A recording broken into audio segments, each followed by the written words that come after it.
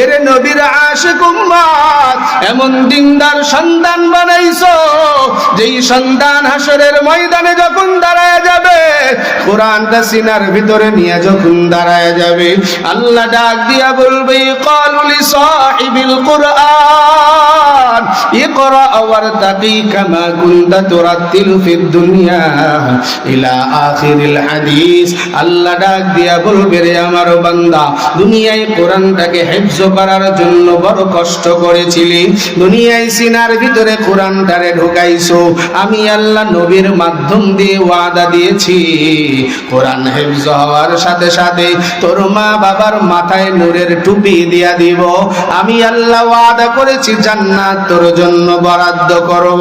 কেমন জান্নাত? রহমতে আলম নবী বলেন 6666 তালা বিশিষ্ট জান্নাত, যেই জান্নাতের ভিতরে দেই নাজনে আমত নিয়া থাকবে। হাফেজে কোরআনকে রব ডাক দিয়া বলবে, যাও যাও এক আয়াত করে তেলাওয়াত করো, একতলা জান্নাতের মালিক হইবা, দুই আয়াত পড়বা, দ্বিতীয় তলা জান্নাতের মালিক হয়ে যাইবা। এমন করে পড়তে পড়তে বিশাল অট্টালিকায় উঠবে, সন্তান দৌড়ায় মালিকের সামনে হাজির, ডাক দিয়া বলবে, আল্লাহ এত বিশাল জান্নাত আমারে দান করেছো, আমার মাই কই, আমার বাবাই কই, অত বিশাল জান্নাতে আমি একা একা থাকতে পারবো না। যেই মা আমারে গর্ভ ধারণ করে এত কষ্ট করেছে, যেই মা দুনিয়ায় ভালো মন্দ না খায় আমারে ভালো মন্দ খাওয়াইছে, যেই বাবা ভালো কাপড় না পরিয়া আমারে ভালো কাপড় পরাইছে, যেই মানুষগুলা মাদ্রাসায় সহযোগিতা করিয়া সুন্দর থাকার জায়গা বানাইছে, যেই আলেমের সোহবতে থাকিয়া আমি হাফেজ আলেম হইলাম, যার বাড়ির খাবার খায়া আমি হাফেজ হইলাম, আল্লাহ ডাক দিয়া বলে, রে গোলাম এত মানুষের নাম কেমনে তোর মনে হয়? হাফেজে কোরআন ডাক দিয়া বলবে, আল্লাহর নবীর মাধ্যম দিয়া শুনাইছো, মান ক্বারা আল কোরআন ফাস্তাযহারাহু ফাআল্লা হালালাহু ওয়া হাররামা হারামা আদখালাহু আল্লাহুল জান্নাহ ওয়া শাফাআহু ফি আশরাতিন মিন আহলি বাইতিহি কুল্লুহুম ক্বাদ ওয়াজাবাত লাহুমুন নার। আল্লাহর নবী জানাইছে, রে গোলাম, দুনিয়ায় একজন হাফেজে কোরআন রবের কাছে যায় দাঁড়ানোর সাথে সাথে আল্লাহ বলবে, দুনিয়ায় হালালকে হালাল জানছো, হারামকে হারাম মানছো, নবীর তরিকা মানিয়ে আমি রবের বিধান মেনে এসেছো, এরে হাফেজে কোরআন আজকে এমন 10 জনকে সুপারিশের অনুমতি দিয়া দিলাম, যাদের জাহান্নামের জন্য ফয়সালা হয়ে গেছে, গলার ভিতরে জাহান্নামের বেড়ি পরানো হয়ে গেছে, পায়ের ভিতরে বেড়ি দিয়া শিকল আটকায়া ফেলানো হয়েছে, যাও এমন 10 জন কেউ যদি হাজির করিয়া দাও, আমি আল্লাহ ওয়াদা অনুযায়ী তোমার সুপারিশ গ্রহণ করিয়া জান্নাতে পৌঁছায়া দিব। একটু জবান খুলে বলেন না সুবহানাল্লাহ।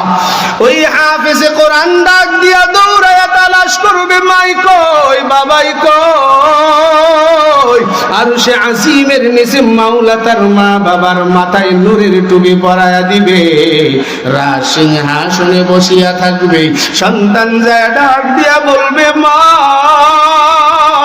দুনিয়ায় পেটে ধারণ করিয়া কত কষ্ট সহ্য করেছিলাম, আমি তোমার পেটে থাকিয়া কত কষ্ট দিয়েছি, দুনিয়ায় তোমার দুধ পান করেছি, দুনিয়ায় তুমি আমারে কত কষ্ট করে লালন পালন করেছো, ও মা আজকে মাওলা অনুমতি দিয়েছে তোমারে আর বাবার নিয়ে জান্নাতে চলিয়া যাইব, মা জড়ায়া ধরিয়া কাঁদবে। ও পর্দার আড়ালের মা, মনটা কি মনে চায় না ওই সন্তানটারে কষ্ট করে দুনিয়ায় আসছে, আপনি তারে মানুষের মতো মানুষ বানাইবেন, আপনি তারে সিনার ভিতরে কোরআনের তালিম দিয়া দিবেন, উলামায়ে কিরামের সোহবত দিয়া দিনদার বানায়া দিবেন। এই দুনিয়ার জিন্দেগি থেকে বিদায় নেওয়ার পর ওই হাসরের ময়দানে যাওয়ার সাথে সাথে আল্লাহ আপনি মা বাবাকে তিনার মাধ্যম দিয়া জান্নাতে পৌঁছায়া দিবে। একটু জবান খুলে বলেন না সুবহানাল্লাহ। ইমানদার মুসলমান আল্লাহর গোলাম, শুধু এই কথা বলেই রাহমাতুল লিল আলামিন ক্ষান্ত হয় নাই, দুনিয়ায় জান্নাতের বাগানে আসার জন্য নসিব লাগে, কপাল লাগে, নিয়ত খালেস থাকা লাগে। রাহমাতুল লিল আলামিন সাইয়্যিদুনা মুহাম্মাদুর রাসূলুল্লাহ সাল্লাল্লাহু আলাইহি ওয়াসাল্লাম অপর এক হাদিসের ভিতরে বলেন, জান্নাতের বাগানে যারা বসে, কোরআন হাদিসের আলোচনা করে আর শোনে, যারা রব্বে কারীমের তাসবিহাত পাঠ করে, রব্বে কারীম তাদেরকে নিয়ে গর্বের সুরতে বাইতুল মামুর রহমে আরিবের কাছে একটা মজলিস কায়েম করেন। আর সে আজিমের নিকটে ফেরেশতাদেরকে নিয়ে একটা মজলিস বসায় নেয়। বসায় নিয়ে ফেরেশতাদেরকে ডাক দিয়ে বলেন, ও আমার ফেরেশতার দল, খারারা কত মুসলিম পাড়া দারুল উলুম মাদানিয়া মাদ্রাসার উদ্যোগে আয়োজিত মানুষগুলা দেখতেছি এক ময়দানে এক জায়গায় পুরুষ বসে, আর এক জায়গায় আমার বান্দি নারীরা বসছে। ও ফেরেশতার দল, আমার বান্দা বান্দি ওই জায়গায় বসে তারা কি করে, তারা কি চায়? আল্লাহর ফেরেশতারা ডাক দিয়ে বলেন, আপনি তো আলিমুম বিজাতিস সুদূর, আপনি তো ভালো জানেন আপনারা বান্দা বান্দি কি চায়। এই হাদিসের ব্যাখ্যার ভিতরে রহমতে আলম নবীর সাহাবী আব্দুল্লাহ ইবনে আব্বাস রাদিয়াল্লাহু তাআলা আনহুমা বলেন, ওয়া যাকারাহুমুল্লাহু ফী মান ইনদা, এই জায়গা সম্পর্কে রব জিজ্ঞাসা করে ফেরেশতারা বলেন, আল্লাহ আপনার ওই বান্দা বান্দি দুনিয়ায় শয়তানের ধোঁকায় পড়ে অন্যায় করে ফেলেছে, আপনার কাছে তওবা করার জন্য বসছে, একটু কোরআন হাদিসের কথা শুনিয়ে আপনার কাছে পানা চায়। আল্লাহ তখন ডাক দিয়ে বলে, রে ও ফেরেশতার দল, এই বনি আদমকে যখন বানাইতে চাইছি, আমি আল্লাহ যখন মনস্থ করলাম, ইন্নী জাইলুন ফিল আরদি খলিফা, ক্বালু আতাজআলু ফিহা মান ইউফসিদু ফিহা ওয়া ইয়াসফিকুদ দিমা। ও ফেরেশতার দল, ওই দিন আমারে তোমরা বলেছিলে আল্লাহ বনি আদমকে বানায় কোনো লাভ নাই, দুনিয়ার ভিতরে গিয়ে মারামারি করবে, হিংসা ফাসাদ করবে, রক্তারক্তি করবে। আমি আল্লাহ ওই দিন তোদেরকে জানাইছিলাম দুনিয়ার জিন্দেগিতে তারা কি করবে না করবে আমি মাওলা ভালো জানি। তোমরা ওই দিন জানাইছিলা, ওয়া নাহনু নুসাব্বিহু বিহামদিকা ওয়া নুকদ্দিসু লাক, ও মালিক আপনার গুণগান গাওয়ার জন্য, আপনার তাসবিহাত পাঠ করার জন্য আমরা ফেরেশতারাই যথেষ্ট। আল্লাহ ডাক দিয়ে বলেন, ইন্নী আ'লামু মা লা তা'লামুন, এই বান্দা বান্দি দুনিয়ায় কেমন করে কি করবে ফেরেশতা তোমরা জানো না, আজকে তোমাদের জবান থেকে বলতেছো। ওই বান্দা বান্দি গুলো অন্যায় হয়ে গেছে, বসিয়ে আমার কাছে পানা চায়। আল্লাহ ডাক দিয়া বলে, রে ফেরেশতার দল সাক্ষী হও, আমি আল্লাহ ওই মজলিসে যত বান্দা বান্দি হাজির হয়ে গেছে, সব বান্দা বান্দির জিন্দেগির গুনাহ মাফ করে দিলাম। একটু জবান খুলে বলেন না সুবহানাল্লাহ। শুধু আল্লাহ জিন্দেগির গুনাহ মাফ করিয়াই ক্ষান্ত হয় না, রব বলেন, ওয়া ইউবাদদিলুল্লাহু সাইয়্যাতিহিম হাসানাত ওয়া কানাল্লাহু গফুরার রহিমা। নবীজি সাল্লাল্লাহু আলাইহি ওয়া আলিহি ওয়াসাল্লাম জানিয়েছেন, এ দুনিয়ার উম্মতের দল, এমন করে দুনিয়ার জিন্দেগিতে জান্নাতের বাগানে সুহবতে আহলুল্লাহর নিকটে থাকিয়া তওবা করিয়া নিবা। আল্লাহ তাবারক ওয়া তাআলা যেই ঘোষণা দিয়েছেন, ইন্নাল্লাহা ইয়াগফিরুয যুনুবা জামিআ ইন্নাহু হুয়াল গফুরুর রহিম। রব্বে কারীমের কাছে গুনাহ থেকে পানা চাইলে আল্লাহ maaf করে দেয়। ও ইমানদার মুসলমান আল্লাহর গোলাম, এই জন্য জান্নাতের বাগানে যেহেতু এসেছি, রব্বে কারীম আপনারে আমার নিয়ে আসছে, এই জন্য দিলটা খুলে আরেকটা বার শুকরিয়া আদায় করি, একটু জবান খুলে বলি আলহামদুলিল্লাহ। হে নবীর আশিক উম্মতের দল, যতটুকু সময় দিয়েছে সময়ের ভিতরে দুইটা আয়াত কারিমা তেলাওয়াত করেছি, নবীজির অসংখ্য গণিত হাদিস থেকে একটি হাদিস তেলাওয়াত করেছি। একটু বুঝবার জন্য দুনিয়ার জিন্দেগিতে একটু কথা বলিয়া যাই। আজকে তুমি আমি মুমিন দাবি করেছি, মুসলমান দাবি করি, কিন্তু ঈমান আমল আকীদা ঠিক করতে পারি নাই। দুনিয়ার জিন্দেগিতে ভালো আমল নাই, দুনিয়ার জিন্দেগিতে রব আর নবীর তরিকা মানতে চাই না, মনে যা চাই তাই করিয়া দুনিয়ায় চলি, আর নিজেকে বড় বাহাদুরি মনে করছি, মনে করতেছি আমি অনেক কিছু হয়ে গেলাম। বন্ধু, না না, তুমি কেমন মানুষ, তোমার রব্বে কারীম বানাইছে এক ফোঁটা নাপাক পানি দিয়া, ঠিক না বেঠিক জোরে বলেন? কেমন মানুষ বানাইছে আল্লাহ রব্বে কারীম জানায় দেয়, খুলিকাল ইনসানু দাঈফা। এ দুনিয়ার গোলাম, এত অহংকার আর তাকাব্বুরি করিয়া তুই কোনো লাভ নাই। আমি আল্লাহ তোরে বড় দুর্বল করে বানাইছি। কেমন দুর্বল করে বানাইছে? আল্লামা ইবনে হাজার আসকালানী রাহমাতুল্লাহি আলাইহি বলেন, রব বলেন খুলিকাল ইনসানু দাঈফা। কেমন দুর্বল বান্দা জানো? একটা গরুর বাছুর দুনিয়ায় আসার পর 4 থেকে 5 মিনিটের ভিতরে লাফ দিয়ে নিজের পায়ে দাঁড়ায় যায়। চিফ ইঞ্জিনিয়ার করে তারে দুনিয়ায় পাঠিয়েছি। একটা ছাগলের বাচ্চা দুনিয়ায় আসার পরে দুনিয়ায় তার জন্য ডাক্তার লাগে না, তারে কোনো কিছুই শিক্ষা দেওয়া লাগে না। 4-5 মিনিটের মাথায় লাফ দিয়ে দাঁড়ায়, মায়ের উলানের কাছে যায়, মুখ লাগায়া উলানের ভিতরে যখন ঠোঁট লাগায়া টান দেয়, রব্বে কারীম ডাক দিয়ে বলে, উলানটা বড় শক্ত হয়ে রইছে, ওরে কেউ শিখায়াও দেয় নাই। মাথা দিয়ে মায়ের উলানে যখন আস্তে আস্তে গোদা দেয়, আমি আল্লাহ তখন তার উলানটা নরম করিয়া দেয়। যখন দুধ চলে আসে, বাচ্চা খায়। এ দুনিয়ার গোলাম, আমি আল্লাহ তোমাদের বানাইছি, লাকাদ খলাকনাল ইনসানা ফি আহসানি তাকওয়িম। উত্তম করে, সুন্দর করে, সোজা করে দুনিয়ায় বানিয়েছি রে গোলাম। ওয়ালাকাদ কাররামনা বানি আদম। সম্মান আর ইজ্জত দিয়ে দুনিয়ায় তোরে বানাইছি। সম্মান আর ইজ্জত পাওয়ার জন্য কিছু গাইডলাইন দুনিয়াতে দিয়েছি। কিন্তু বান্দা তাকাব্বুরি আর অহংকার করিও না। এমন দুর্বল করে বানাইছি, ছাগল ছানা লাফ দিয়া দাঁড়াইতে পারে, আর তুমি 2 থেকে 2.5 বছর 3 বছর নিজের পায়ে দাঁড়াইতে পারো নাই। নিজের মুখ দ্বারা কিছুই খাইতে পারো নাই। নিজের হাত দ্বারা সত্য কোনো কাজ করতে পারো না। এরে গোলাম, ক্ষুধা লাগছে, কান্না করেছো, দুনিয়ায় প্রস্রাব করিয়া প্রস্রাবের ভিতরে ঘুমায় আছো, কান্না ছাড়া দ্বিতীয় কোনো ভাষা নাই। পায়খানা করিয়া তার ভিতরে শুয়ে আছো, কান্না ছাড়া কোনো ভাষা নাই। দুনিয়ায় তোমারে পোকামাকড় কামড় দিলে কান্না ছাড়া কোনো ভাষা নাই। আমি আল্লাহ এমন দয়ার আল্লাহ, তোর মায়ের কলবের সঙ্গে এমন করে নারীটা ফিট করে দিয়েছি, তোর কান্নার কারণ দুনিয়ায় কেউ বোঝে না, একমাত্র তোর মা ছাড়া, ঠিক না বেঠিক জোরে কন?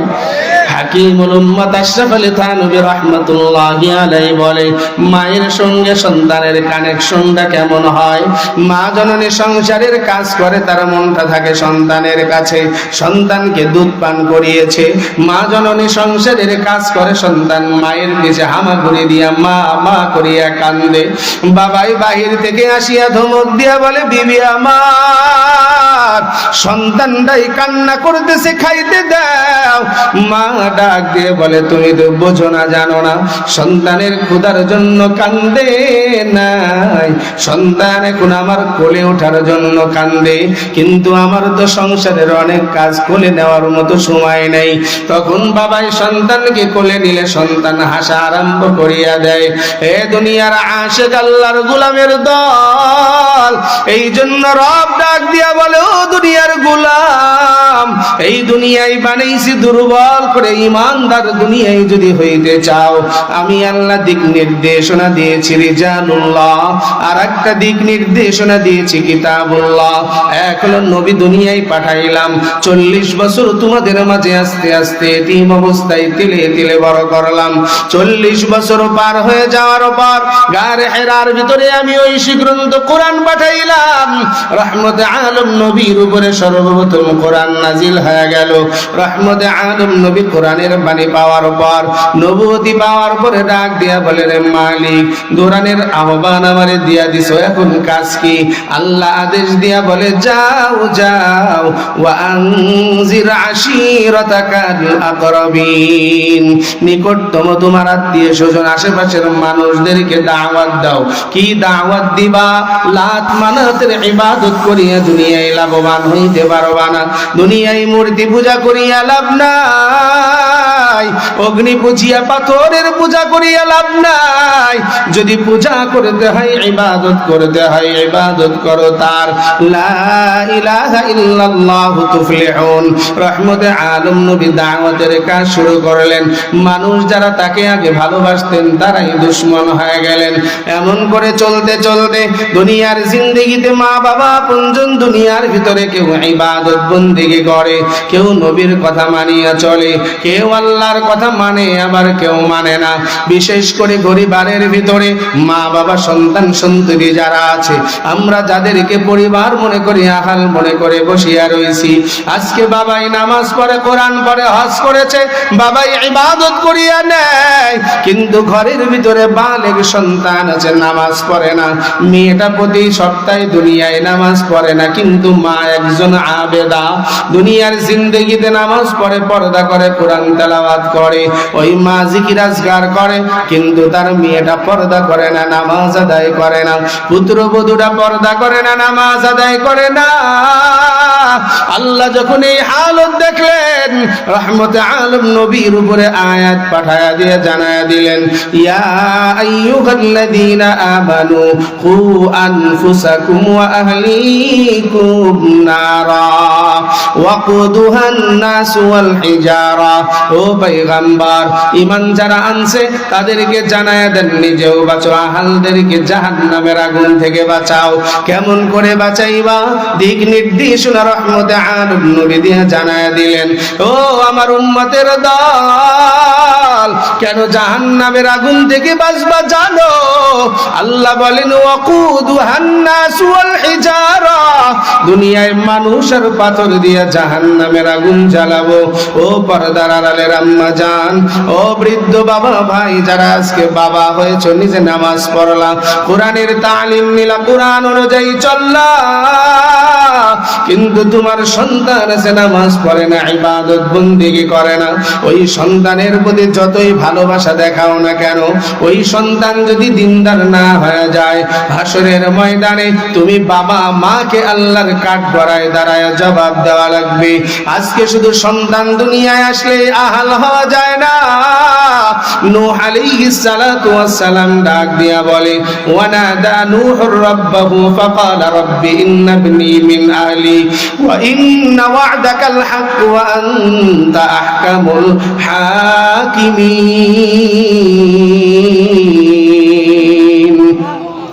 এই কালামে জিন্দা কুরআনে হাকিম, খিদমতে ওলা ইয়াজালাস্তু কদিম, জামিউল কুরআন ফিল হাকিম তাকাসারাত আফহামুর রিজালু। এরে ইমানদার মুসলমান, আল্লাহর গোলাম, রহমতে আলম নবী ওই কথাই জানায়া দিলেন, শুধু মা বাবা ইবাদত বন্দেগি করলে হবে না, সন্তানদেরকেও দিনদার বানানো লাগবে। নূহ নবী 950 বছর দাওয়াত দিছে, দুনিয়ার ভিতরে মাত্র 83 জন তার উম্মত, পেটের সন্তানরাও দুনিয়ায় ঈমান আনে নাই। যখন প্লাবন শুরু হয়ে গেল, নূহ আলাইহিস সালাতু ওয়াস সালামের সন্তান কেনানকে ডাক দিলেন, ও সন্তান আয় আয়, এখনো সময় আছে, কালেমা বিশ্বাস করে নৌকায় উঠিয়া যা। কেনান ডাক দিয়ে বলে, রে ও পয়গম্বর, ও বাবা, দুনিয়ায় তোমার আল্লাহর পানি আমার তেমন কিছু করতে পারবে না। তিনি অনেক লম্বা ছিলেন, মুফাসসিরে ইকরামগণ বলেন, এই কথা বলতে দেরি হয়, একটা ঢেউ এসে তারে কোথায় নিয়ে চলে গেল। নূহ পয়গম্বর আর সন্তান পায় নাই। আল্লাহকে ডাক দিয়ে বলে, রে মালিক, তুমি না আমার কাছে ওয়াদা করেছো আমার আহার আমার সন্তানদেরকে ধ্বংস করবা না। আল্লাহ সাথে সাথে আপনার আবার নবীর মাধ্যম দিয়ে আপনারে আমারে জানায়া দিলেন। আল্লাহ বলেন, ক্বালা ইয়া নূহ লাইসা মিন আহলিক ইন্নাহু আমালুন গায়রু সালিহ। ও নূহ, শুনিয়া নাও, দুনিয়ায় ও তোমার সন্তান হইতে পারে, কিন্তু আহাল হয় নাই। কেন হয় নাই জানো? ইন্নাহু আমালুন গায়রু সালিহ, দুনিয়ায় ভালো আমল করে নাই, আমি রবের প্রতি ঈমান আনে নাই, তুমি নবীর তরিকা জিন্দেগিতে মানে নাই। তুমি যদিও তারে সন্তান দাবি করতেছো, আমি আল্লাহ তোমারে ওই সন্তানকে আহাল বলে ঘোষণা দেই নাই, আর একটা বার যদি সন্তানের পক্ষে আমি রবের কাছে কোনো ফায়সালা চাও, আমি আল্লাহ তোমার নবুয়তি সিনায় নিয়ে জালিমের কাতারে দাঁড় করায় দিব। এই এলাকার মুসলমান আল্লাহর গোলাম, আল্লাহর নবী ডাক দিয়া বলে, ও উম্মতের দল, একজন নবীকে যদি রব এই কথা বলতে পারে, তোমার সন্তান ঈমান আনে নাই, নেক আমল করে নাই, এই জন্য আহাল দাবি করলে তোমার নবুয়তি সিনায় নিব। আজকে তুমি নিজেকে বড় মুসলমান মনে করেছো, নিজেকে বড় দায়িত্বশীল মনে করেছো। আজকে বাবা তুমি হতে পারো হাজী সাহেব, তুমি হতে পারো বড় বুজুর্গ, কিন্তু সন্তান যদি দুনিয়ায় নাফরমান হয়, সন্তান যদি দিনদার না হয়, তাহলে দুনিয়ায় তোমার এই ইবাদত বন্দেগী সব কিছু দিয়ে রবের কাছে পানা পাওয়া যাবে না। ঠিক না বেঠিক? জোরে কর। এই জন্য দয়ার নবী বলেন, কুল্লু উম্মতি ইয়াদখুলুনাল জান্নাহ ইল্লা মান আবা। কিলা মান আবা ইয়া রাসূলুল্লাহ? ক্বালা মান আতা'আনি ফাদাখালাল জান্নাহ ওয়া মান আসানি ফাকাদ আবা। এই দুনিয়ায় সব আমার উম্মত জান্নাতে যাবে, বলেন না সুবহানাল্লাহ? আর জোরে বলেন না সুবহানাল্লাহ? রাসূল কি বললেন? আমার প্রত্যেকটা উম্মতি জান্নাতি। সুবহানাল্লাহ, খুব গুরুত্বপূর্ণ কথা। রাসূল তো উম্মতের কান্ডারি, বলে সব উম্মত জান্নাতি। এই কথা বলেই আবার বলতেছেন ইল্লা মান আবা, ইল্লা দিয়ে আবার বাদ দিয়ে দিলেন কিছু রে। কেননা নবী তো তার মন গড়া কোনো কথা দুনিয়াতে বলে নাই, বলছে? জোরে বলেন। আল্লাহর নবী তার মনের থেকে কোনো কথা বলছে? আল্লাহ যেটা বলাইছেন তিনি সেইটাই বলেছেন। মা ইয়ানতিকু আনিল হাওয়া ইন হুয়া ইল্লা ওয়াহয়ু ইউহা। রব্বে কারীম বলেন, আমার হাবিব ওই সময় পর্যন্ত কথা বলে না যে সময় পর্যন্ত আমি আল্লাহ তার ইশারা না দেই, জানায় না দেই। আল্লাহু আকবার, জোরে বলেন। তো রাসূল বলতেছেন প্রত্যেক উম্মতি জান্নাতি ইল্লা মান আবা। সাথে সাথে সাহাবায়ে কেরামরা প্রশ্ন করে বসলেন, কিলা মান আবা ইয়া রাসূলুল্লাহ? ও পয়গম্বর, একটু আগেই সুসংবাদ শুনাইলেন, বড় ভালো লাগতেছিল, আবার আবা বলে কারেরকে বাদ দিয়ে দিলেন। তখন রাসূল বলেন, মান আতা'আনি ফাদাখালাল জান্নাহ। যারা আমাকে অনুকরণ করবে তারা জান্নাতি। বলেন না সুবহানাল্লাহ? আরো জোরে বলেন সুবহানাল্লাহ। ওয়া মান আসানি ফাকাদ আবা। আর যারা আমি রাসূলের দুশমনি করবে এরা কখনো জান্নাতি হবে না, এরা আবা এর অন্তর্ভুক্ত হবে। এখন প্রশ্ন করতে পারেন যে হুজুর রাসূলের দুশমনি আবার কেমনে করে? নবী তো দুনিয়াতে নাই। কি কথা ঠিক না? জোরে বলেন। রাসূলের দুশমনি করা হয় ওইভাবে, নবীর তরিকা যদি না মেনে একজন মুসলমান চলে, এটাকেই বলে নবীর দুশমনি। কথা কয় না? তাহলে আপনাকে আমাকে চলতে হবে কোরআন আর সুন্নাহর যেই ডিরেকশন আছে, ডাইরেক্ট লাইন আছে, যেই পথে সাহাবারা চলেছে, তাবেঈন বুজুর্গানে দিনরা চলেছে, সেই রং আর সেই ঢঙে আপনাকে আমাকে চলতে হবে। কি কথা ঠিক না? জোরে বলেন। রাসূল বলেছেন, আমি রাসূল থাকবো না কিয়ামত পর্যন্ত। আমাকে মুহাব্বত কেমনে করবা? আমি তার হাতিয়ার তোমাদের কাছে রেখে গেলাম। মান আহাব্বা সুন্নতি ফাকাদ আহাব্বানি ওয়া মান আহাব্বানি কানা মাই ফিল জান্নাহ। যারা আমার সুন্নতকে আঁকড়ে ধরবা তারা আমি রাসূলকে পাইবা, আর আমি রাসূলকে যারা পাবা আমার সঙ্গে জান্নাতে যাবা। বলেন না সুবহানাল্লাহ? রাসূল আরেক হাদিসের ভিতরে বলেছেন, ইন্নাল উলামা ওয়ারাসাতুল আম্বিয়া। দুনিয়ায় আমি রাসূল থাকবো না, কিন্তু উলামা ইকরাম দুনিয়াতে থাকবে। উলামা ইকরাম তারা হলো আমি নবীর নায়েব। আমি রাসূল যেই কাজ করেছি, উলামা ইকরামরা সেই দায়িত্ব, সেই কাজ আমি রাসূল তাদের উপরে দিয়ে গেলাম। সারা বিশ্বের ভিতরে আদম নবী থেকে শুরু করে ঈসা রূহুল্লাহ পর্যন্ত যত নবী পয়গম্বর এসেছেন, রাসূল এসেছেন, কোন নবী পয়গম্বরদের কাজ কোন উম্মতের উপরে বর্তায়া যায় নাই, কিন্তু একমাত্র আপনার আমার নবীর কাজ কিয়ামত পর্যন্ত চলমান থাকবে, সেটাও হযরত উলামা ইকরামের মাধ্যম দিয়া। ঠিক না ঠিক? জোরে বলেন। তাহলে এখন বলেন তো দেখি, আলেমদের সঙ্গে যদি সম্পর্ক ভালো থাকে তাহলে রাসূলের সঙ্গে সম্পর্ক থাকবে কি থাকবে না? জোরে বলেন। আর রাসূলের সঙ্গে সম্পর্ক থাকলে যাওয়া হবে কোথায়? কথা কয় না? কোথায় ঠিকানা হবে? জান্নাতে হবে। এখন আপনার আমার সম্পর্ক যদি আলেমের সঙ্গে না হয়, আলেমের সঙ্গে যদি আপনার আমার দুশমনি হয়, তাহলে কি আমার কি খুশ কপাল না বদ কপাল? কথা কয় না? এখন মনে হয় বুঝতে পারেন নাই। কি বোঝা যায় নাই বাবা? আজকে সমাজে অনেক বড় বড় পণ্ডিত আছে, নিজেকে অনেক কিছু মনে করে, নিজেকে মনে করে আমি অনেক কিছু হয়ে গেছি। 2-4টা চটি বই পড়ে, 2-1 বছর সৌদি আরব থাকছে, কাতারে থাকছে, বাস ও মনে করে আমি অনেক কিছু হয়ে গেলাম। এসে এই ফতুয়া দেয়, সেই ফতুয়া দেয়, এই হুজুরের ভুল ধরে, ওই হুজুরের ভুল ধরে। মিয়া, দাওরা পাশ করে আলেমের মুক্তি হতে 25 থেকে 26 বছর ব্যয় করা লাগে। কথা কয় না? বেরেন তো মাথায় আলেমদের কম দেয় নাই, কম দিছে? কথা কয় না? একজন বড় জেনারেল শিক্ষিত দাঁড়ায় বলেন তো, হুজুর আমি সেই পেলেতে 1-এ একটা বাংলা বই পড়েছিলাম, ওই বই আপনারা বিনা লোকমায় মুখস্থ শোনাবো, কোনো বাপের বেটা পারবে শোনাতে? কথা কয় না? আর একটা 7 বছর বয়স কোরআন আছে সিনার ভিতরে, ওরে বলবেন ওই একেবারে শুরু থেকে শেষ পর্যন্ত বিনা লোকমায় শোনায় দিবে। তাহলে আলেমদের মাথার ব্রেন কম না বেশি? জোরে বলে না? তাহলে একজন আলেম হইতে গেলে 24, 25, 26 বছর ব্যয় করলো। আর তুমি মিয়া 5 বছর সৌদি থাকলা, কাতারে থাকলা, একটু এদিক সেদিক একটু ঘোরাফেরা করেই আর কিছু নাস্তিকদের সাথে থেকেই নিজেকে বড় দার্শনিক আর বড় জ্ঞানী মনে করলা। রব্বে কারিম ডাক দিয়া বলেন, এই জ্ঞান আর এটা যদি তোমার বিফলে যায়, এইটার কারণে আল্লাহর কাছে তোমাকে জবাবদিহিতার কাঠগড়ায় দাঁড়াতে হবে। ঠিক না ব্যাটিক? জোরে বলেন। আজকে তুমি কিছুদিন তাবলিগে দাওয়াত তাবলিগের সাথে থাকার পরে কি বুঝছো? এসে হুজুরদের ভুল ধরো, কি আছে না নাই? জোরে বলেন। আলেম না, চিল্লা লাগাইছে 2টা-3টা, চরমনের মুড়ি, চরমনায় কিছুদিন থাকছে, আমিও চরমনের খাদেম, এমন আছে আমাদের ভিতরে। দাওয়াত তাবলীগের কাজ করেছে, এখন সে মুবাল্লিগ হয়ে গেছে, সে এখন এসে আলেমদের বিরোধিতা করে। আছে না নাই? জোরে বলেন। চরমনের মুড়ি ধরে জিকির করতে করতে ও অনেক কিছু হয়ে গেছে, ও মনে করে আমার মনে হয় কাশ ফুলে গেছে, আমি মনে হয় এই হয়েছে সেই হয়েছে, সে এসে আলেমের ভুল ধরে, আলেমকে আবার পরামর্শ দিতে চায়। কি এমন আছে না নাই? জোরে বলেন। তাহলে একটা গল্প শোনাই আপনাদেরকে, শোনাবো? রাগ করবেন না তো? এই গল্পটা ঠাকুরমার ঝুলির গল্প না, কোন নভেল নাটকের গল্প না। হাকিমুল উম্মাত মুজাদ্দিদুল মিল্লাত শাহ আশরাফ আলী থানভী রাহমাতুল্লাহি আলাইহি, তিনার মালফুজাত আছে, অনেক বই লিখেছেন। মুসলমানের হাসি নামক অনেক খণ্ডে বই পাওয়া যায়। এই বইয়ের ভিতরে হযরত এই গল্পটা উপমা স্বরূপ দিয়েছেন। কি উপমা? আজকে সমাজের ভিতরে যারা নিজেদেরকে অনেক কিছু মনে করে, মাদ্রাসায় পড়ে নাই কোনোদিন আলেমের সাথে ভালোভাবে সম্পর্ক রাখে নাই, কিন্তু নিজেকে বড় পণ্ডিত দাবি করে আলেমদের ভয় ধরে। ওই যে বাংলা তরজমা পড়ে, বাংলা কোরআন পড়ে, বাংলা চটি বুখারী পড়ে, এগুলো পড়ে মনে করে কি আমি অনেক কিছু বুঝে গেছি। কি কথা ঠিক না? জোরে বলে।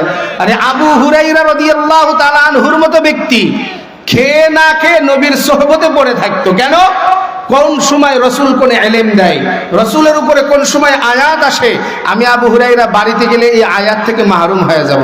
কি কথা ঠিক না? জোরে বলেন। তাহলে এই সোহবত পাওয়ার কারণে তারা কোরআনের সঠিক ইলম পাইছে। এখন ওই আশরাফ আলী থানভী রাহমাতুল্লাহ আলাইহি এটা সমাজের মানুষদেরকে বুঝাবার জন্য, কেউ কষ্ট নিয়েন না ভাই, বাবা পায়ে হাত রেখে বলতেছি, কষ্ট নিয়েন না। যদি এমন আমার ভিতরে থাকে, তওবা করে ফিরে আসবা, আল্লাহ ফিরার তৌফিক দিবে। কি কথা ঠিক না? জোরে বলেন। আচ্ছা বলেন তো, ইঞ্জিনিয়ার সাহেব তিনি শিক্ষিত না মূর্খ? সবাই বলেন। ডাক্তার শিক্ষিত বলছেন তো আপনারা? দুইজনই শিক্ষিত তো? আচ্ছা বলেন, ইঞ্জিনিয়ার সাহেব তিনিও শিক্ষিত, তিনি এক লাইনে লেখাপড়া করেছেন। ডাক্তার সাহেব সেও শিক্ষিত, তিনি আর এক লাইনে লেখাপড়া করেছেন। এখন ইঞ্জিনিয়ার সাহেব মনে করেন আপনাদের এই এলাকায় তার বাড়ি, সে যাবে কুষ্টিয়ায়, মিরপুর বাজারে যায় অ্যাক্সিডেন্ট করছে। মিরপুর বাজারে যায় কি করছে? কে? ইঞ্জিনিয়ার সাহেব। কে? একটু বুঝে তারপরে জবাব দিবেন। ইঞ্জিনিয়ার সাহেব কোথায় গিয়ে অ্যাক্সিডেন্ট করছে? মিরপুর বাজারে গিয়া। এখন তাকে যাওয়া লাগবে ডাক্তারের কাছে, তার হুঁশ নাই, মানুষ ধরে নিয়ে গেছে, মনে করেন কুষ্টিয়া সদরে নিয়ে গেছে। কুষ্টিয়া যাওয়া হয় নাই, কুষ্টিয়া থেকে বলছে যে ঢাকায় নিয়ে যান, না হলে রাজশাহী নিয়ে যান। মিসাল উদাহরণস্বরূপ মনে করেন রাজশাহী নিয়ে গেল।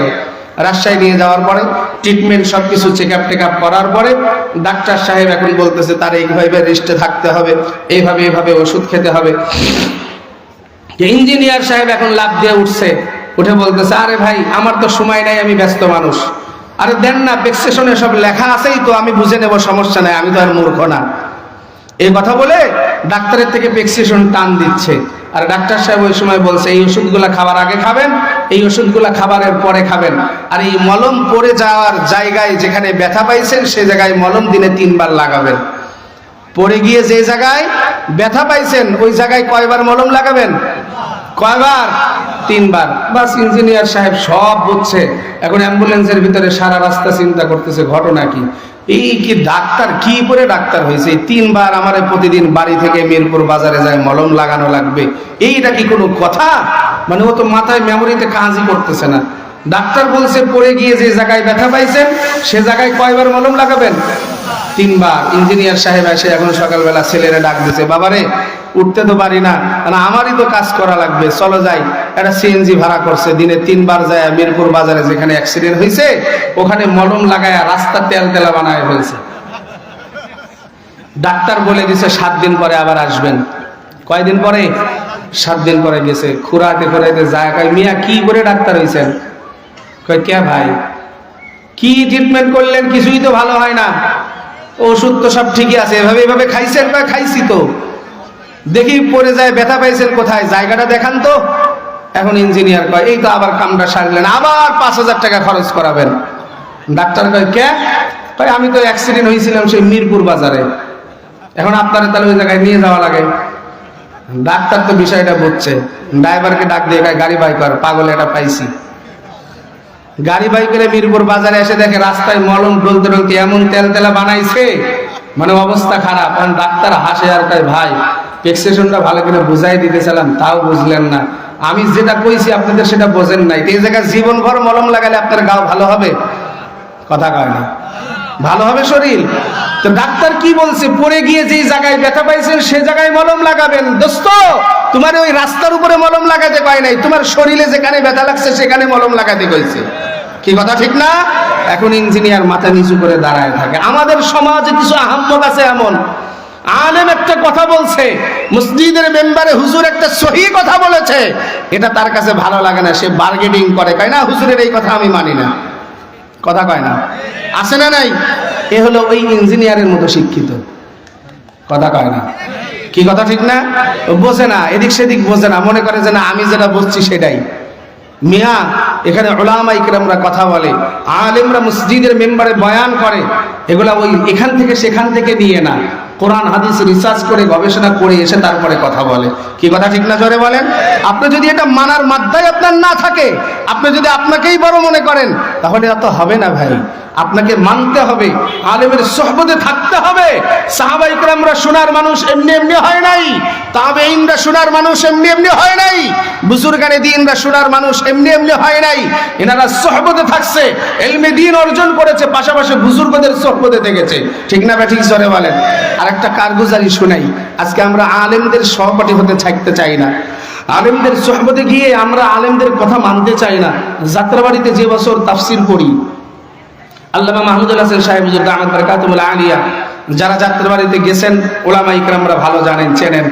প্রতি বৃহস্পতিবার তাফসির মাহফিল হয়, শায়েখ প্রতি বৃহস্পতিবারে মাগরিব থেকে ঈশা পর্যন্ত তাফসির করেন।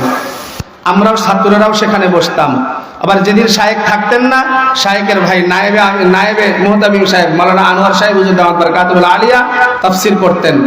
তো হযরত একদিন বয়ান করতে করতে এক আল্লাহর বান্দা বড় পাগড়ি পরা, জুব্বা পরা, কানতেছে অঝরছে, দাঁড়ায় ডাক দিয়ে কয় শায়েখ আমার একটা কথা। আর মারছে ধমক, হুজুর তো মেজাজ অন্য রকমের মানুষ, ধমক দিছে হুজুর, তারপরেও দাঁড়ায় আছে। কয় বেটা বসো। কয় হুজুর আমার কলবটা ঠিক করতে পারতেছি না, আমার একটু সবক দেন, আমার এই কলবটাকে আমি একটু ঠিক করতে চাই, আমার ভিতরে আত্মগর্ব আর অহংকার এসে গেছে। সাথে সাথে হুজুর বললেন, আমার যাত্রাবাড়ি মাদ্রাসায় যত বাথরুম আছে, টয়লেট আছে, পরিষ্কার করবা, সব ছাত্রদের স্যান্ডেল সোজা করে ধুয়ে তারপরে আসবা। আল্লাহর বান্দা বাস সোজা বের হয়ে চলে গেলেন। আমার দেখা, চোখে দেখা কথা বলতেছি, মজলিসে আমি উপস্থিত, আমি ওখানকার ছাত্র। বের হয়ে যখন চলে গেলেন, শেখুল হাদিস সাহেব বলতেছেন, এই হযরতকে কি তোমরা চেনো? তো সবাই বলতেছে না হুজুর চিনি না। কয় 9টা মাদ্রাসায় বুখারী পড়ায়। কথা বোঝাতে পারিনি। কয়টা মাদ্রাসায় বুখারী পড়ায়? 9টা মাদ্রাসায় বুখারী পড়ায়, 7টা মাদ্রাসার মুহতামিম। এবং তিনি একজন পীর এবং শায়েখের খলিফা। সে কি বলতেছে, শায়েখ আমার একটু কলবটারে ঠিক করে দেন, অহংকার হয়ে গেছে আমার। শায়েখ কি আদেশ দিলেন? টয়লেট পরিষ্কার করে আসো। এখন সে যদি ওই জায়গায় দাঁড়ায় বলতো, এই কি আপনার কথা?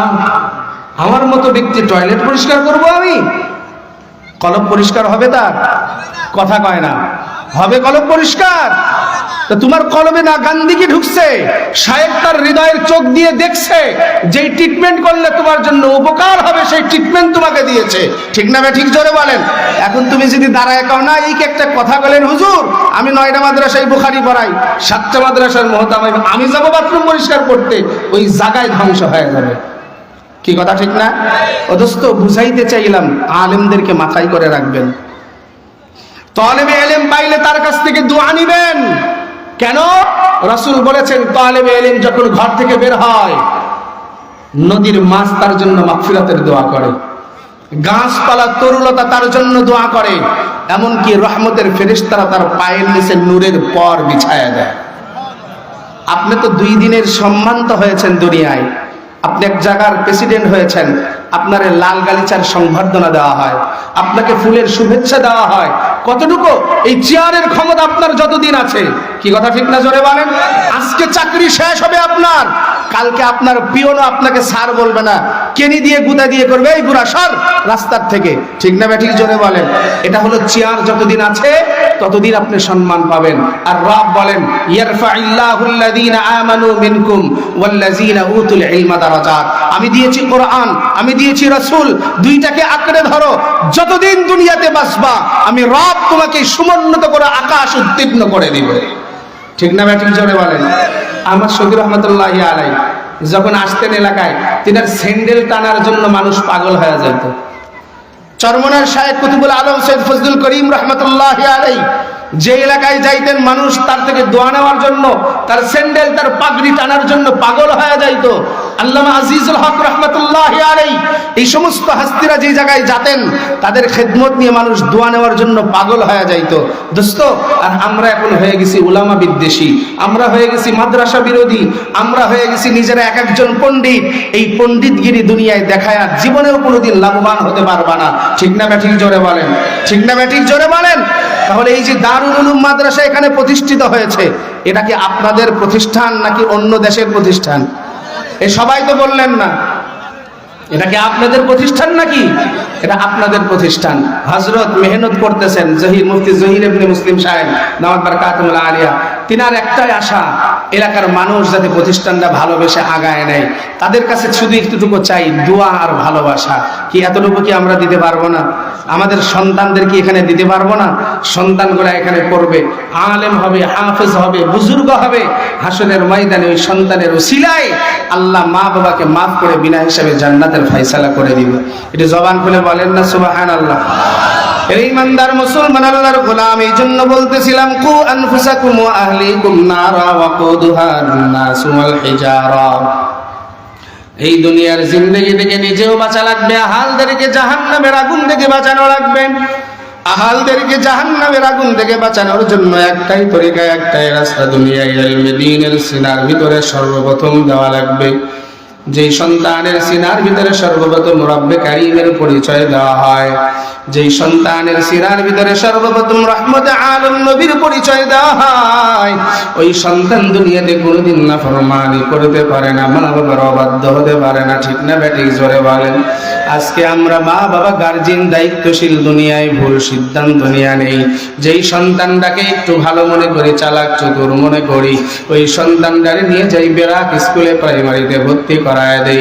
আর যেইটারে একটু আবা গুবা মনে হয়, ব্রেনটা মনে হয় ভালো নাই, নিজের কাছে আনইজি ফিল হয়, সেই সন্তানটারে নিয়ে মাদ্রাসায় নিয়ে আসি, ডাক দিয়ে বলি হুজুর সন্তানটা পাগলা আছে, ওরা একটু জাত করিয়া দিয়েন।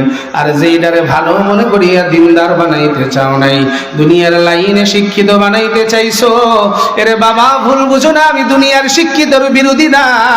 ওই সন্তানটা ভালো, তার সিনায় আগে রবের পরিচয়টা 3-4 বছর দাও, বেশি না 4টা বছর রবের পরিচয় দাও, ইসলামের কিছু তাজিম তামাদ্দুন শিখায়া দাও। এই সন্তান যখন বড় হয়ে যাবে, দুনিয়ায় যত বড় দার্শনিক আর শিক্ষিত হোক না কেন, তুমি মা বাবার খেয়াল রাখবে, মা বাবার থেকে দোয়া নিবে, দুনিয়ায় কোনো অপকর্মের কাজ করতে পারবে না। কেননা তার অন্তরের ভিতরে খাশি আল্লাহ আছে, আল্লাহর ভয় আছে, ঠিক না বেঠিক? জোরে কও। আর যেই সন্তানকে দ্বীনের তালিম না দিয়ে পাঠাইছো রে গোলাম, এলাকার ভিতরে তাকায় দেখো কত সন্তান আজকে বিসিএস ক্যাডার হয়ে ঢাকায় বসিয়া রইছে, প্রবাস পাশের জমিনে রয়ে গেছে, মা বাবার খবর নাই। মা কি খাইলো, বাবাই কি খাইলো, সন্তান দেখে না। আছে না নাই জোরে বলেন? একই পেটের সন্তান, চারটা, দুইটা আলেম বানাইছেন, দুইটা জেনারেল বানাইছেন। একটু দিলের কান দিয়া শুনিয়া আমারে জবাব দেন, আপনার যেই দুইটা জেনারেল সন্তান মাস গেলে 1.5 লাখ 2 লাখ কামাই করে, আর যেই সন্তান দুইটা আলেম মাস গেলে 8 থেকে 10,000 টাকা কামাই করে, একটু দিলে হাত দিয়া শোনায় দেন, ওই সন্তানগুলো আপনারে যা দেয় তার থেকে বেশি এই 2 সন্তান দেয়। ঠিক না বেঠিক? জোরে কন। ভুল বললাম নাকি আমি? জোরে বলেন। এ নবীর আশিক উম্মত, কেন ওই আলেম কোরআন পড়ছে, হাদিস পড়ছে, রব্বে কারীম জানায়া দিয়েছেন রহমতে আলম নবীর মাধ্যম দিয়া, হুয়া জান্নাতুকা ওয়া নারুকা, তোর মা বাবা তোর জন্য জান্নাত, তোর জন্য জাহান্নাম। মা বাবা খুশি হইলে আমি আল্লাহ খুশি, মা বাবা নারাজ হইলে আমি আল্লাহ নারাজ। সন্তান এখন চিন্তা করে, রে আল্লাহ, দুনিয়ায় আমি আসার কারণে আমার মা কত কষ্ট করেছে, আমার বাবা নিজে না খায় আমার মানুষ বানাইছি, আজকে মা বাবা বৃদ্ধ বৃদ্ধা হয়ে গেছে, আমার তো খেদমতের দায়িত্ব। দুনিয়ার জিন্দেগিতে মা বাবার খেদমত করার জন্য পাগল করা হয়ে যায়। আর দুনিয়ায় যেই সন্তানগুলার ভিতরে দিনের বুঝ নাই, ওই সন্তানগুলা দিনদার হইতে চায় না, নামাজ কালাম নাই, পর্দা পুশিদা নাই, দুনিয়ায় যত অপকর্ম গুনাহের কাজ আছে সব করিয়া যখন বেড়ায়, আল্লাহ ডাক দিয়ে বলে, ও নাফরমান, দুনিয়ার থেকে যখন বিদায় নিবি আমি আল্লাহ হারে হারে বুঝাই দিব কত জানে কত চাল। ঠিক না বেঠিক? জোরে বলেন। এরে নবীর আশিক উম্মত, আবি হুরায়রা রাদিয়াল্লাহু তাআলা আনহু থেকে হাদিস পাওয়া যায়, দয়ার নবী মায়ের নবী জানাইছে, এ দুনিয়ার উম্মত, এই দুনিয়ায় একজন ইহুদি মা বাবা আছে, যেই মা বাবা ইহুদি থাকার পরেও সন্তানরা দুনিয়ায় দিনদার হইতে পেরেছে। একটা ছোট্ট বালক দুনিয়ায়, আবি হুরায়রা রাদিয়াল্লাহু আনহু বলেন, একটু দিলের কান দিয়া একটু মনোযোগ সহকারে শুনিয়া নেন, যদি এমন কাজ আমার ভিতরে থাকে ময়দানে বসে তওবা করে উঠবেন। আবি হুরায়রা থেকে বর্ণিত, রাসূল বলেন, এই দুনিয়ার জিন্দেগিতে এক শ্রেণীর মা আছে, বাবা আছে, ওই ইহুদির থেকেও বড় জালিম, বড় খারাপ। কেমন খারাপ একটু খেয়াল করিয়া শোনো। আবি হুরায়রা বলেন, মজলিসে নবী, মসজিদে নববীতে বয়ান করে, এক 7 বছরের ছোট্ট মাসুম সামনে নবীর সামনে বসিয়া নবীর চেহারার দিকে তাকায়া থাকে, আর নবীর কথা শুনে আর চোখের দিকে পানি ফেলায় কান্দে। আল্লাহর নবী এখন বয়ান করে, তার দিকেও নজর দেয়। আল্লাহর নবী জানে না যে ওইটা ইহুদির সন্তান। টানা 3 দিন নবীর সামনে বসে বয়ান শুনেছে, এরপরে টানা 3 দিন মজলিসে আসে নাই। 7ম দিন রহমতে আলম নবী সাহাবাদেরকে প্রশ্ন করলেন, ও সাহাবায়ে কিরামের দল, সামনে একটা ছোট্ট সোনামণি আমার দিকে চায় থাকতো, চোখের পানি ফেলায় কান্ত, ওই সন্তানটারে আজ 3 দিন মজলিসে দেখি না, ওই সন্তানটাকে তোমরা কি কেউ চেনো? আল্লাহর নবীর সাহাবী বলে, পয়গম্বর, ওইটা তো অমুক ইহুদির সন্তান, আপনার কাছে এসে বয়ান শুনে গেছি। আল্লাহর নবী ডাক দিয়ে বলে, ইহুদির সন্তান হয়েছে তাতে কি হয়েছে? ওই সন্তান আমি রাসূলকে বড় ভালোবাসছে, আমি নবীর সাচ্চা আশিক উম্মত হইতে চাইছে, একটু খবর নিয়ে দেখো তার কি হয়েছে, কেন আসে না? সাহাবীরা গিয়া খবর নিয়ে আসিয়া বলে, পয়গম্বর, ওই সন্তান আজ 3টা দিন বিছনায় পড়িয়া আছে, বড় অসুস্থ হয়ে গেছে, রাহমাতুল লিল আলামিন। উম্মতের কান্ডারি সহ্য করতে পারে না, ডাক দিয়া বলে, আমি তারে দেখতে যাব। হাদিসের কিতাবে আসছে, নবী যখন এই কথা বলছে, আমারে নিয়ে চলো। সব সাহাবীরা নবীর পিছে পিছে রওনা করেছেন। ওই ইহুদির বাড়ির সামনে গিয়া যখন ডাক দিছে, ইহুদি বাড়ায়া দেখে মুহাম্মদ সহ অনেক দলবল নিয়ে হাজির হয়ে গেল। ইহুদি ডাক দিয়া বলে, ও আব্দুল্লাহর পুত্র মুহাম্মদ, এত দলবল নিয়ে আমার বাড়ির সামনে কেন হাজির হয়েছো? আল্লাহর নবী ডাক দিয়া বলে, ভাই, ভাই, তোমার সন্তান নাকি অসুস্থ, একটু দেখা করার জন্য এসেছি। ইহুদি ডাক দিয়া বলে, আমার সন্তান অসুস্থ তোমারে কে খবর দিল? আমার সন্তানের জন্য কেন তুমি এত পেরেশান?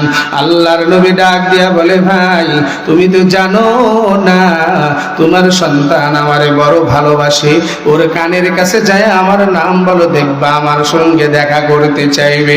এ নবীর আশিক উম্মতের দল, আজকে তোমার সন্তানকে নবী চিনাইতে পারো নাই, আজকে তোমার সন্তানকে রবির সঙ্গে পরিচয় করায়া দাও নাই, আজকে তোমার সন্তান আলেম চেনে না, হাফেজ চেনে না, তোমার সন্তান চেনে কোন নায়ক নায়িকা দুনিয়ায় কেমন করে ড্যান্স দেয়, কোন খেলোয়াড় দুনিয়ায় কেমন করিয়া খেলতে পারে, দুনিয়ার ভিতরে ফাসিক ফুজ্জারদেরকে ভালোবাসিয়া তার নমুনাই চলে।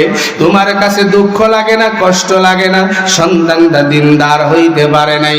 ইহুদি ডাক দিয়া বলে, রে সন্তান, মুহাম্মদ কেন এসেছে?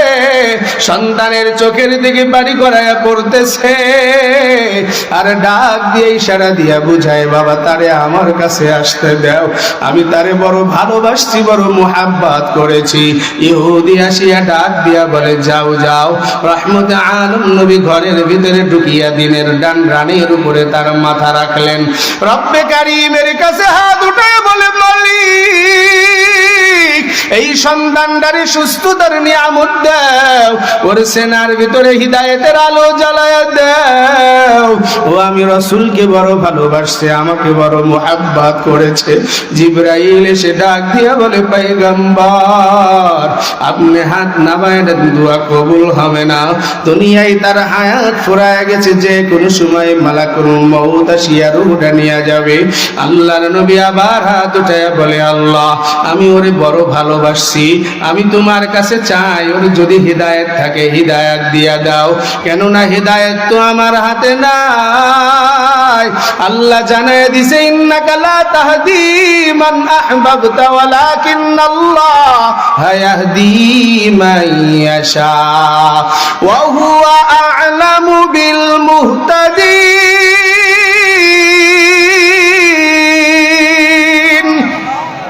আল্লাহ জানায় দেয়, বন্ধু দুনিয়ায় যাকে মুহাব্বত করতে পারো হিদায়াত তুমি দিতে পারবা না, হিদায়াতের চাবিকাঠি আমি রবের কাছে, আমি ছাড়া কেউ হিদায়াত দিতে পারবে না। হাদিসের কিতাবে আসছে, রহমতে আলম নবীর দোয়া কবুল হয়ে গেছে।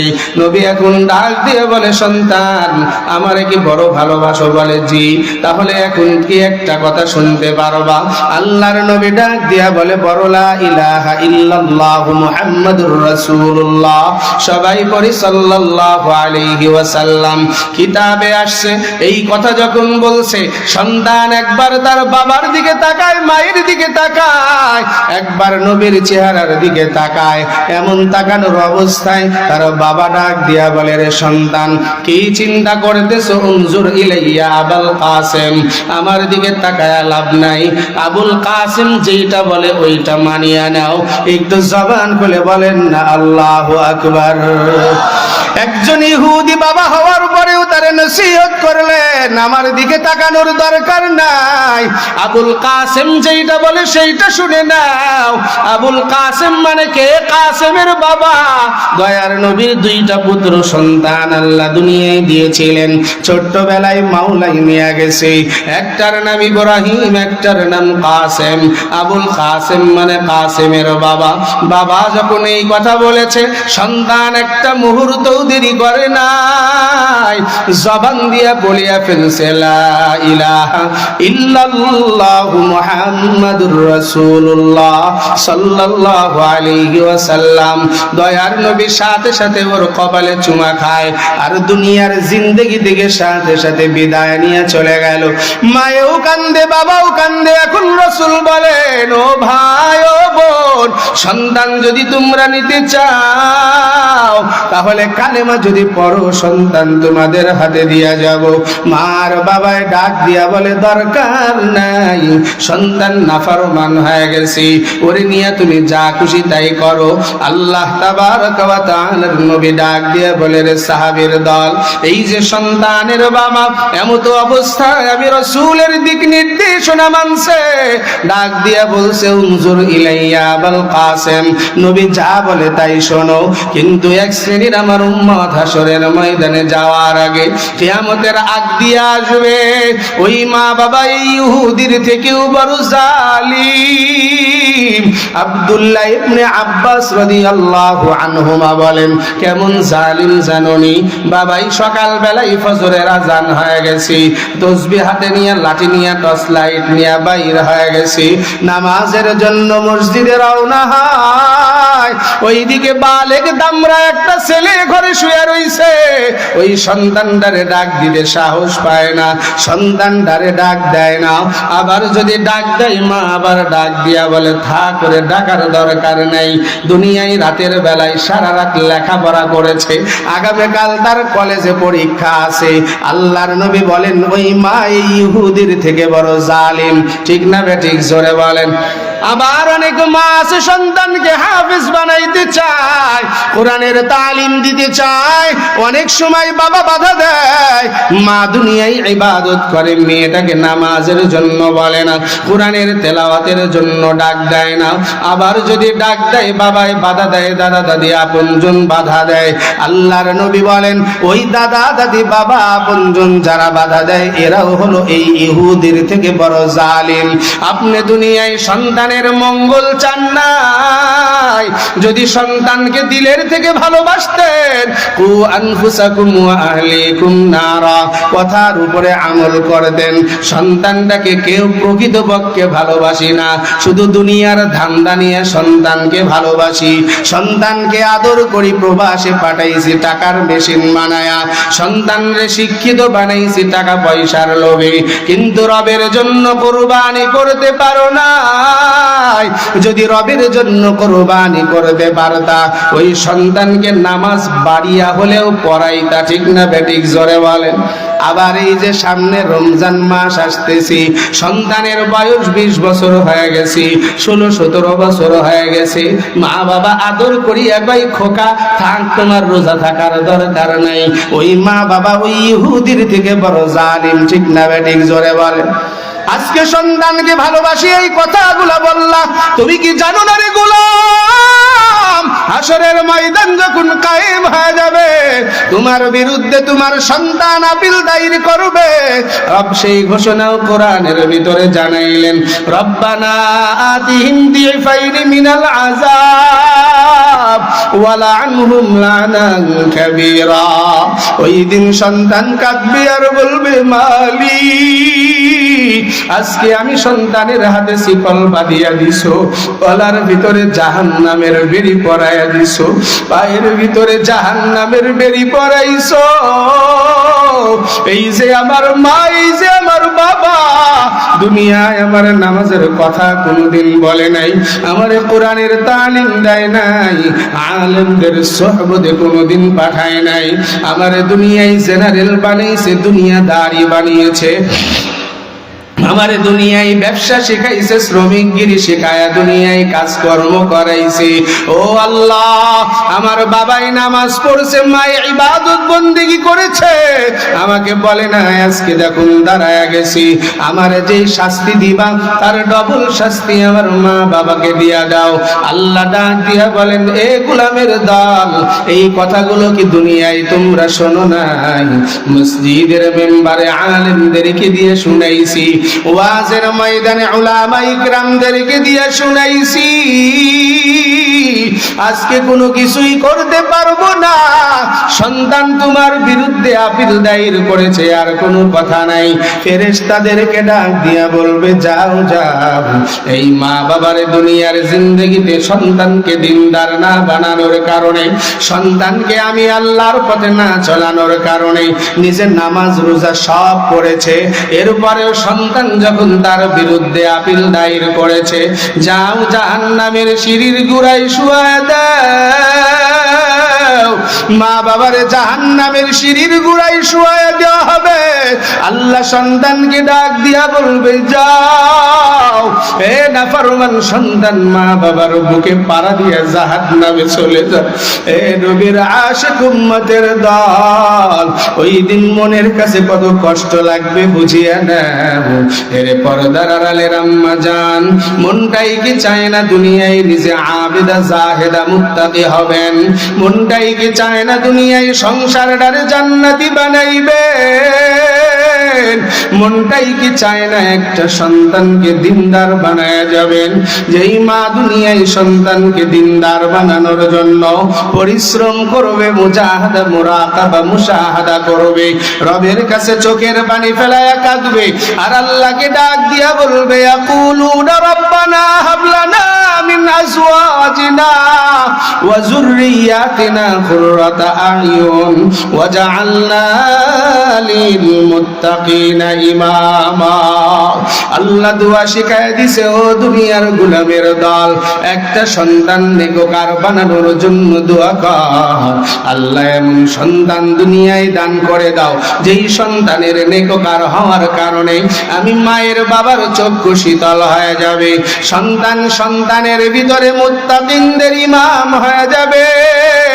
এমন যদি মনটাই চায়, দারুল উলুম মাদানিয়া মাদ্রাসা কায়েম হয়ে গেছে। এরে বাবা ও ভাই ও পর্দার আড়ালের মা, বেশি না 4টা বছর নুরানিতে সন্তানকে পড়ায় নাও। সন্তান দোয়া শিখবে, নামাজ শিখবে, কালাম শিখবে। তুমি মা বাবা দুনিয়ার থেকে বিদায় নেওয়ার পর ওই সন্তান দোয়া করবে, রব্বির হামহুমা কামা রব্বায়ানি সগীরা। আল্লাহর নবী বলে, সন্তানের চোখের পানি গাল বরাবর আসতে দেরি হয়, আমি ওর মা বাবার জিন্দেগির গুনাহ মাফ করতে দেরি করি না। একটু জবান খুলে বলেন না সুবহানাল্লাহ। এর নবীর আশিক উম্মত, এমন দিনদার সন্তান বানাইছো, যেই সন্তান হাসরের ময়দানে যখন দাঁড়ায় যাবে, কোরআনটা সিনার ভিতরে নিয়ে যখন দাঁড়ায় যাবে, আল্লাহ ডাক দিয়া বলবে, ক্বালু লিসাহিবিল কুরআন ইকরা ওয়ারতাকি কামা কুনতা তুরাতিলু ফিদ দুনিয়া ইলা আখিরিল হাদিস।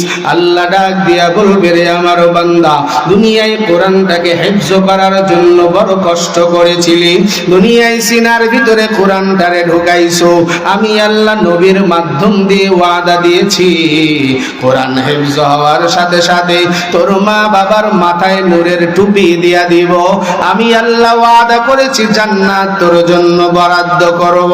কেমন জান্নাত? রহমতে আলম নবী বলেন, 6666 তালা বিশিষ্ট জান্নাত, যেই জান্নাতের ভিতরে দেই নাজ নিয়ামত নিয়া থাকবে। হাফেজে কোরআনকে রব ডাক দিয়া বলবে, যাও যাও, এক আয়াত করে তেলাওয়াত করো, একতলা জান্নাতের মালিক হইবা। 2 আয়াত পড়বা, 2য় তলা জান্নাতের মালিক হয়ে যাইবা। এমন করে পড়তে পড়তে বিশাল অট্টালিকায় উঠবে, সন্তান দৌড়ায় মালিকের সামনে হাজির, ডাক দিয়া বলবে, আল্লাহ এত বিশাল জান্নাত আমারে দান করেছো, আমার মাই কই, আমার বাবাই কই? অত বিশাল জান্নাতে আমি একা একা থাকতে পারবো না।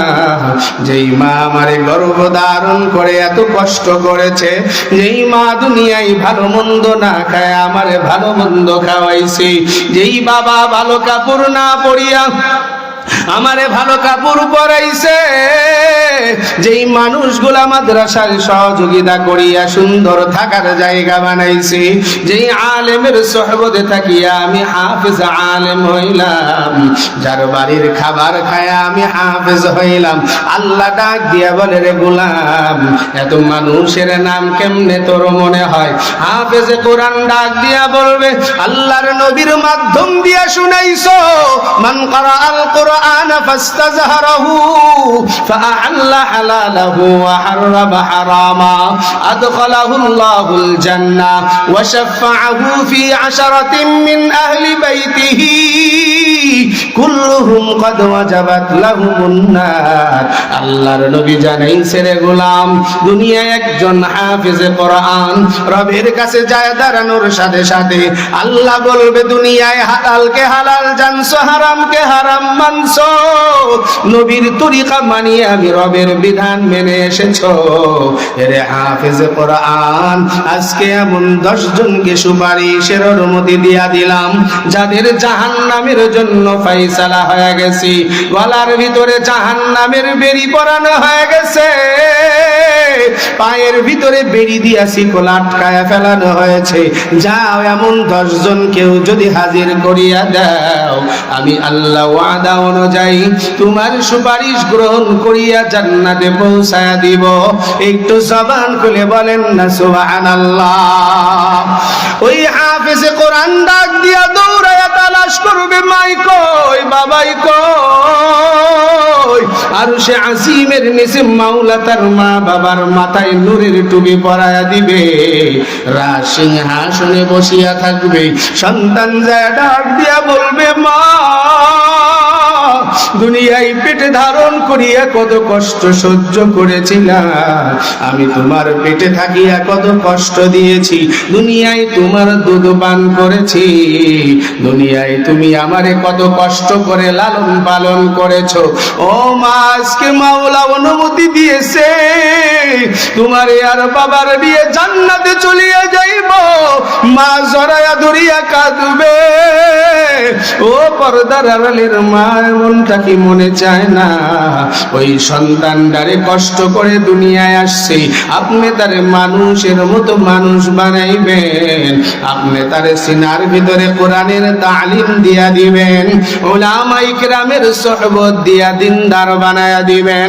এই দুনিয়ার জিন্দেগি থেকে বিদায় নেওয়ার পর ওই হাসরের ময়দানে যাওয়ার সাথে সাথে আল্লাহ আপনি মা বাবাকে তিনার মাধ্যম দিয়া জান্নাতে পৌঁছায়া দিবে।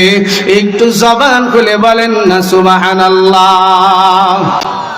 আমি যখন ছিলাম আমার মায়েরই উদরে, চলাফেরা করলেন যে মায় কত কষ্ট করে। আমি যখন ছিলাম আমার মায়েরই উদরে, চলাফেরা করলেন যে মায় কত কষ্ট করে। এমন মাকে কেমনে আজি যাব আমি ভুলিয়া, ও আমার প্রাণের মা, মা গো মা, কোথায় গেলে মোরে ছাড়িয়া। জনম দুঃখী এতিম আমি, চায় না কেহ ফিরিয়া। জীবনের মূল কষ্ট মায়ের প্রসব বেদনায়, সাত আসমান সাত জমিন তখন মায়েরই মাথায়। জীবনের মূল কষ্ট মায়ের প্রসব বেদনায়, সাত আসমান সাত জমিন তখন মায়েরই মাথায়। আমার সুন্দর মুখ দেখে মায়ের, আমার সুন্দর রূপ দেখে মায়ের ব্যথা যাই দেই হাসাইয়া। ও আমার প্রাণের মা, মা গো মা, কোথায় গেলে মোরে ছাড়িয়া। জনম দুঃখী এতিম আমি, চায় না কেহ ফিরিয়া। দুঃখে কষ্টে মায়ের জীবন আমাকে দিয়া, শোধ করিতে পারব নারীর জীবনটা দিয়া। দুঃখে কষ্টে মায়ের জীবন আমাকে নিয়া, শোধ করিতে পারব নারীর জীবনটা দিয়া। ঘুমের ঘরে মাকে দেখে, ঘুমের ঘরে মাকে দেখে, কেন্দে যাই বুক ভাসাইয়া। ও আমার প্রাণের মা, ভাগো মা, কোথায় গেলে মোরে ছাড়িয়া। জনম দুঃখী এতিম আমি, চায় না কেহ ফিরিয়া। আল্লাহ আপনি আমাদের সবার মা বাবাকে কবুল করে নেন, বলেন না আমিন। ইয়া আল্লাহ যাদের মা বাবা আছে নেক হায়াত দারাজ করেন, বলেন আমিন। যারা চলে গেছেন মাফ করে জান্নাত নসিব করেন, একটু জবান খুলে বলেন আমিন।